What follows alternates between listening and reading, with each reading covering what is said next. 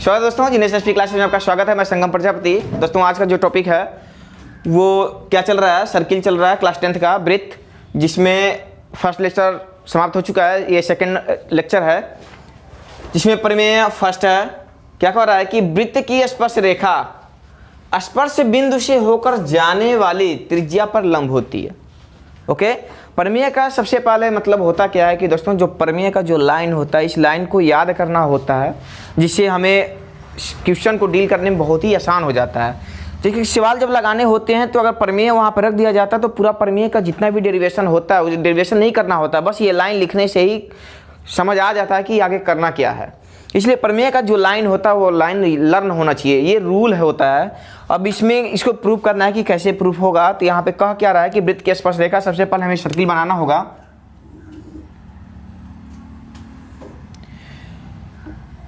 और कह क्या रहा है कि वृत्त की स्पर्श रेखा एक स्पर्श रेखा है, एक स्पर्श रेखा है जो वृत्त को सिर्फ एक बिंदु पर टच करेगी। स्पर्श बिंदु कोई एक बिंदु है, इसको हम P मान लेते हैं, ये वृत्त का केंद्र है। बिंदु से होकर जाने वाली त्रिज्या पर लंब होती है, यानी कि जो ये स्पर्श रेखा है यह त्रिज्या पे क्या होगी, लंब होगी। यही हमें सिद्ध करना है। यहां पे लिखेंगे ज्ञात है, क्या क्या ज्ञात है उसको हम लिखेंगे CO'R। C का मतलब सर्किल हो गया, O वृत्त का केंद्र हो जाएगा और R रेडियस हो जाएगा, त्रिज्या हो जाएगा। CO'R में P बिंदु पर एक स्पर्श रेखा, यानी कि CO'R में P बिंदु एक वृत्त है जिसका केंद्र O है और स्पर्श बिंदु P है। यहाँ से एक रेखा है जो इस बिंदु P पर स्पर्श कर रही है। उसके बाद सीधे क्या करना है,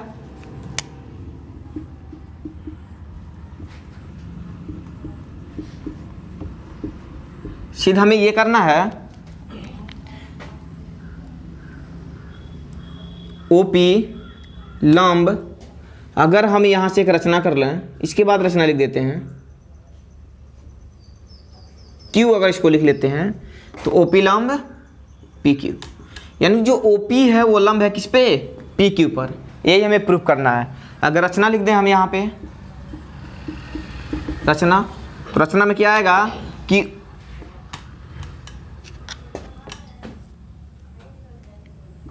बिंदु O को, सॉरी यहाँ केंद्र लिख देते हैं, केंद्र O को बिंदु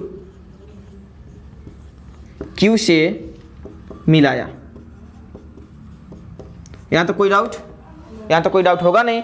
इसके बाद उपपत्ति, मतलब कि इसके बाद जो सिद्ध करना है वो कैसे किया जाएगा, अब यहाँ ध्यान से समझना होगा।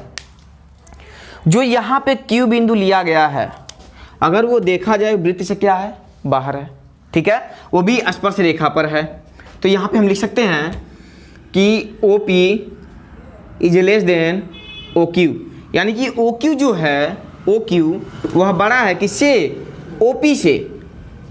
तो हम यहाँ पे लिख सकते हैं कि PQ स्पर्श रेखा है,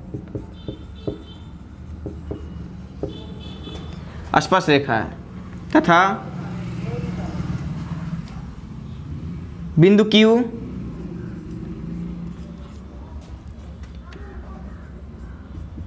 वृत्त के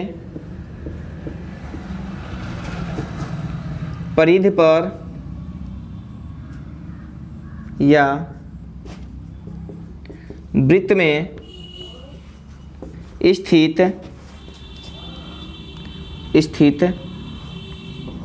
रहेगी तो छेदक रेखा होगी। अब यहाँ पे क्या है कि अगर यह Q अगर इस परिधि पर होती तो हमें इस रेखा पर 2 बिंदु प्राप्त हो जाता। वृत्त में कितने बिंदु प्राप्त हो जाते? 2 बिंदु। या अगर अंदर हो जाता तभी भी रेखा हम मिलाते तो 2 बिंदु हमें प्राप्त होता। और हम जानते हैं कि छेदक रेखा क्या होता है, किसी वृत्त को 2 बिंदुओं पर क्या होती है, काटती है। तो ऐसा नहीं होना चाहिए, तभी तो यहाँ पे दिखला है OP इज लेस देन क्या है, OQ, यानी कि OQ बड़ा है किससे, OP से। यानी कि यहाँ पे कहने का सीधा मतलब यह है कि ये जो रेखा ये क्या है, इससे बड़ी है। अगर इससे ये छोटी हो जाएगी तो यह छेदक रेखा हो जाएगी, इसलिए सबसे छोटी रेखा ये है। तो OP को हम ये भी लिख सकते हैं OQ बड़ा है OP से। इसी का अपोजिट बात एक ही है, अगर ऐसा है तो यहाँ लिख सकते हैं OP लंब है किस पे, PQ पे। इतना काफ़ी है, हम इसे प्रूफ कई तरह से कर सकते हैं। ओके, ये प्रमेय नंबर फर्स्ट था। इसके बाद प्रश्नावली आएगा, उसको बताया जाएगा। और प्रश्नावली 10.1 है। अब इसमें हम देखेंगे सवाल कैसे लगाया जाएगा। पहला है क्वेश्चन नंबर फर्स्ट, एक वृत्त की कितनी स्पर्श रेखाएं हो सकती हैं। तो यहाँ पे ध्यान से समझना होगा, जो एक वृत्त की स्पर्श रेखाएं होंगी उसको यहाँ पे लिख सकते हैं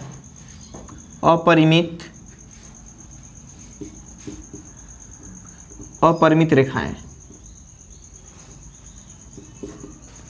अब यहाँ पे कंडीशन ये होता है कि अगर ये कह दिया जाए कि किसी वृत्त की किसी एक बिंदु से कितनी स्पर्श रेखाएं खींची जा सकती हैं, तो इसका आंसर होगा मात्र 1। अगर सवाल ऐसे एग्जाम में पूछ दे कि किसी वृत्त के परिधि पर स्थित कोई एक बिंदु से कितनी स्पर्श रेखाएं खींची जा सकती हैं, तो वहाँ पे आंसर होगा 1। ओके, अगर ये कह दिया जाए कि वृत्त के स्थित किसी बाहर बिंदु से, वृत्त के बाहर किसी भी दूरी पर अगर कोई बिंदु है, वहाँ से वृत्त पर कितनी स्पर्श रेखाएं खींची जा सकती हैं उस बिंदु से, तो इसका आंसर कितना होगा, 2 होगा। समझ आ रहा है? ओके, तो यहाँ पे क्या कर रहा है, अपरिमित रूप से हम रेखाएं खींची जा सकती हैं। और कंडीशन के अनुसार होता है कि वृत्त पे सवाल के अनुसार होता है कि कितनी रेखाएं खींची जा सकती हैं उसके अनुसार, इसलिए अपरिमित रूप से अनेक रेखाएं खींची जा सकती हैं अकॉर्डिंग टू क्वेश्चन। उसके अनुसार हम यहाँ पे रेखाएं स्पर्श रेखाएं खींची जा सकती हैं। यहाँ पे क्या सेकंड नंबर क्या है कि रिक्त स्थानों की पूर्ति कीजिए। पहला क्या है, किसी वृत्त की स्पर्श रेखा उसे यहाँ पे कह सकते हैं कितने बिंदुओं पर प्रतिच्छेदित करती है, मात्र 1 बिंदुओं पर। तो यहाँ पे क्या लिखेंगे, 1। किसी वृत्त की स्पर्श रेखा उसे 1 बिंदुओं पर प्रतिच्छेदित करती है, मात्र स्पर्श करके जाती है 1 बिंदु पर, तभी जाके वह स्पर्श रेखा कहलाएगी। अगर वह 1 बिंदु पर स्पर्श करके नहीं जाती है तो क्या कहलाएगी, छेदक रेखा हो जाएगी। जैसे कि अगर कहीं ना मिले तब तो बाह्य रेखा हो जाएगी, उससे कोई मतलब होगा नहीं, कोई रिलेशन बनेगा ही नहीं सर्किल से। लेकिन अगर वृत्त के अंदर अगर 1 बिंदु पर स्पर्श करती तो स्पर्श रेखा, अगर 2 बिंदुओं को अगर मिल रही है 2 बिंदुओं पर तो क्या हो जाएगी, छेदक रेखा हो जाएगी। अगर सिर्फ 2 बिंदु पर मिलेगी तो या तो व्यास या तो जीवा हो जाएगी। और परिधि पर नहीं तो 2 बिंदु से होती हुई कोई रेखा अगर जा रही है तो सीधा सीधा क्या हो जाएगी, छेदक रेखा हो जाएगी। सेकंड नंबर है, वृत्त के 2 बिंदुओं पर प्रतिच्छेद करने वाली रेखा को, वही है जो अभी को बता रहे थे, क्या होती है, छेदक रेखा होती है। ओके, वृत्त के 2 बिंदुओं पर प्रतिच्छेद करने वाली रेखा को छेदक रेखा कहते हैं। जैसे जस्ट अभी बताएं कि 2 बिंदुओं से होती हुई अगर कोई रेखा वृत्त में जा रही है तो क्या कहलाएगी, छेदक रेखा कहलाएगी। ओके, इसके बाद है, एक वृत्त की समांतर स्पर्श रेखाएं हो सकती हैं। एक वृत्त में, जैसे कि यहाँ पे ये कहना चाह रहा है कि कोई अगर वृत्त है और कह रहा है कि एक वृत्त की समांतर स्पर्श रेखाएं, दोनों तरफ अगर समांतर स्पर्श रेखा हम खींच दें, समांतर स्पर्श रेखाएं हो सकती हैं कितना, तो 2 होंगी मात्र। ओके, अगर यहाँ पे समांतर रेखा अगर हम खींचते हैं तो ये एक दूसरे रेखा को क्या करेगी, काट देगी, प्रतिच्छेद करेगी, कट जाएगी, इसलिए नहीं मान्य होगा। तो यहाँ पे कह रहा है समांतर रेखाएं होनी चाहिए, तो मात्र कितनी होंगी, सिर्फ 2 होगा।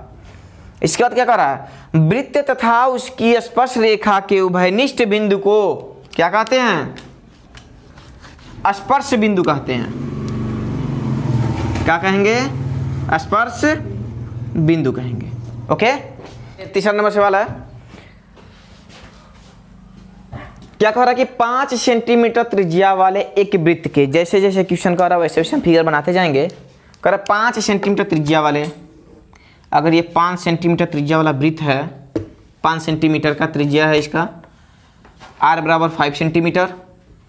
ओके, एक वृत्त के बिंदु P पर स्पर्श रेखा, एक बिंदु P है जो कि एक स्पर्श रेखा यहाँ पे है। इस बिंदु से एक स्पर्श रेखा गई है, स्पर्श रेखा पी क्यू कहीं भी मान सकते हैं, पी क्यू पर इस प्रकार मिलती है कि ओ क्यू बराबर ओ क्यू बराबर 12 सेंटीमीटर। ये टोटल जो दिया है वो 12 सेंटीमीटर का दिया है, 12 सेंटीमीटर। पी क्यू की लंबाई बताना है, पी क्यू की लंबाई बताना है, जबकि ये तो हमारा रेडियस हो जाएगा और आर बराबर हमें पता है क्या है 5 सेंटीमीटर है, तो हमें यही एक्स की वैल्यू निकालना है। अब ध्यान से समझिएगा क्या है यहाँ पे कि 5 सेंटीमीटर त्रिज्या वाले एक वृत्त है, तो 5 सेंटीमीटर त्रिज्या का एक वृत्त बना लिए हैं। बिंदु P पर एक बिंदु P ले लिए हैं, बिंदु P पर स्पर्श रेखा PQ, एक स्पर्श रेखा PQ पर इस प्रकार मिलती है कि OQ यानी कि केंद्र से यह O है, OQ की जो टोटल जो लंबाई है वो 12 सेंटीमीटर का है और हमें PQ की वैल्यू निकालना है, PQ की लंबाई कितनी है, जबकि हम जानते हैं कि इस केंद्र से इसको हम मिला सकते हैं। तो ये हम जानते हैं कि जब कभी भी केंद्र से स्पर्श रेखा को जो रेखाएं मिलती है वो 90 डिग्री यानी कि लंब होता है, हम प्रमेय भी कर चुके हैं, ये 90 डिग्री होगा और हम जानते हैं कि रेडियस हमेशा इक्वल ही होता है किसी एक वृत्त का, तो कहीं भी रेडियस अगर हम बनाते हैं तो 5 सेंटीमीटर का ही होगा और हमें PQ निकालना है। ओके, तो यहाँ पे हम लिख सकते हैं OQ बराबर 12 सेंटीमीटर और हमें निकालना क्या है PQ बराबर 1 सेंटीमीटर, जो कि यही वैल्यू हमें क्या करना है, फाइंड करना है। दोस्तों यहाँ पे हम ध्यान समझ सकते हैं कि ट्रायंगल OPQ में तो ये अगर 90 डिग्री का है तो ये हमारा कर्ण हो जाएगा, ये लंब हो जाएगा, ये आधार हो जाएगा, यानी कि PQ बराबर, यानी कि हम लिख सकते हैं आधार स्क्वायर, ये हमारा रूल हो जाएगा, आधार स्क्वायर बराबर कर्ण स्क्वायर माइनस लंब स्क्वायर होता है, ये हमारा फार्मूला हो जाएगा। तो आधार क्या है हमारा PQ है, तो आधार की जगह पे PQ का स्क्वायर हो जाएगा। कर्ण क्या है हमारा OQ है, तो OQ का स्क्वायर माइनस लंब कितना है OP है, तो OP का स्क्वायर हो जाएगा। अगर हम स्क्वायर हटाते हैं, दोनों पक्षों का रूट करते हैं तो ये बाहर हो जाएगा, ये रूट में हो जाएगा हमारा। OQ का मान कितना, OQ का मान कितना है 12 है, तो यहाँ पे लिखेंगे 12 का स्क्वायर माइनस OP का वैल्यू कितना दिया है 5 सेंटीमीटर यानी कि 5 हो जाएगा, और 12 का स्क्वायर कितना होगा 144 होगा। ओके, अब 5 का स्क्वायर कितना होगा 25 होगा। अब यहाँ पे क्या करें 144 में से 25 अगर माइनस करते हैं तो कितना होगा 190। ओके, ये हमारा PQ की वैल्यू यानी कि x की हमारा क्या है ये वैल्यू है, जो कि हमें यही फाइंड करना था। ये हो जाएगा हमारा आंसर, यानी कि ऑप्शन में कौन सा सही होगा, ऑप्शन हमारा डी सही होगा, जो रूट में 119 दिया है। वृत्त खींचिए और एक दी गई रेखा के समांतर दो ऐसी रेखाएं खींचिए कि उनमें से एक स्पर्श रेखा हो तथा दूसरी क्या हो छेदक रेखा हो। एक वृत्त बनाना है, अब उसमें दो रेखा ऐसा बनाना जो दोनों रेखाएं क्या होनी चाहिए समांतर होनी चाहिए, जिसमें से एक रेखा वृत्त को स्पर्श करे तो दूसरी रेखा क्या करे वृत्त पर छेदक रेखा हो। तो यहाँ पे सबसे पहले एक वृत्त की रचना करेंगे। एक वृत्त हो गया और दो ऐसी रेखा खींचना जो स्पर्श हो। अगर एक रेखा हम ये खींच देते हैं और दूसरी रेखा ये, यानी कि दोनों रेखाएं समांतर होनी चाहिए। अगर ये PQ हो गया और ये ST हो गया, तो यहाँ पे स्पर्श रेखा ST एवं छेदक रेखा क्या होगा PQ होगा। बस क्वेश्चन में यही करा कि एक वृत्त खींचना है, तो वृत्त हो गया, केंद्र O मान लेते हैं, और एक दी गई रेखा के समांतर कोई एक रेखा दी गई है, रेखा के समांतर दो ऐसी रेखाएं खींचना है। कोई एक रेखा दी गई है, उसके समांतर दो ऐसी रेखाएं खींचनी है कि उनमें से एक स्पर्श रेखा हो, दूसरी क्या हो छेदक रेखा हो। अगर इसमें से कोई एक रेखा मान लेते हैं, जैसे व्यास को ही, या कोई भी एक रेखा मान सकते हैं हम, अगर व्यास को मान लेते हैं, उसके बाद इसके समांतर दो रेखाएं ऐसी खींचनी है जो आपस में सब समांतर होनी चाहिए, जिसमें से एक छेदक रेखा हो और क्या हो स्पर्श हो। तो हम स्पर्श यहाँ पे कह सकते हैं कि यहाँ से 90 डिग्री के एंगल हम बनाएंगे, प्रकार द्वारा बनाएंगे। 90 डिग्री एंगल बना के इसको हम मिला देंगे। जहाँ मिलेगा 90 डिग्री का एंगल बनाएंगे, जहाँ मिलेगा वहाँ 90 डिग्री का एंगल बना के क्या करेंगे, रेखा ड्रॉ कर देंगे। फिर से यहाँ पे 90 डिग्री का एंगल यहाँ से बना के हम आगे तक बढ़ाएंगे। उसके बाद यहाँ भी 90 डिग्री का बना कर इसको हम बढ़ाते हैं तो जो दोनों रेखाएं होंगी आपस में एक दूसरे क्या होंगे, समांतर होंगे। ध्यान से समझिएगा, एक वृत्त खींचना है, एक वृत्त खींचा, उसकी एक दी गई रेखा, कोई एक रेखा दी गई है, हम मान लेते हैं यही रेखा दी गई है, कोई भी रेखा हो, ये यू भी मान लेते हैं, एक रेखा दी गई है, इसे एक समांतर खींचना है। इसके केंद्र से 90 डिग्री के एंगल बनाकर हम आगे तक बढ़ाएंगे। परिधि को जहाँ पे टच करेगा वहाँ पे फिर 90 डिग्री एंगल बना के एक रेखा हम ड्रॉ कर देंगे जो स्पर्श रेखा हो जाएगी। उसके बाद फिर एक 90 डिग्री का नीचे की तरफ एक 90 डिग्री का एंगल बनाएंगे, जहाँ तक हो सकेगा 90 डिग्री वहाँ तक लेकर जाएंगे। परिधि तक नहीं ले जाना क्योंकि हमें छेदक रेखा दिखाना है। लेकर जाने के बाद कहीं भी इसको स्टॉप कर देंगे, स्टॉप करने के बाद फिर 90 डिग्री एंगल बनाकर इसको हम बढ़ाएंगे तो ये दोनों रेखाएं, तीनों रेखाएं एक दूसरे के आपस में क्या है, समांतर हैं, जिसमें एक रेखा क्या है, स्पर्श है, तो दूसरी रेखा क्या है, छेदक है। ठीक है, और ये जो तीसरा है यू भी, ये ऑलरेडी रेखा क्या हुआ है, दिया गया ये रेखा है। यहाँ पे कह रहा है दी गई रेखा, एक कोई भी रेखा दी गई है जो क्या है, यू भी है। तो यहाँ पे लिख सकते हैं ज्ञात है, क्या ज्ञात है, सी ओ डैश आर, मतलब कि वृत्त का केंद्र ओ है, त्रिज्या आर है, वृत्त सी है, जिसमें एक रेखा यू भी। ओके, तो ये इसका सॉल्यूशन था चौथे नंबर का, जो प्रश्न 10.1 क्या होता है, समाप्त होता है।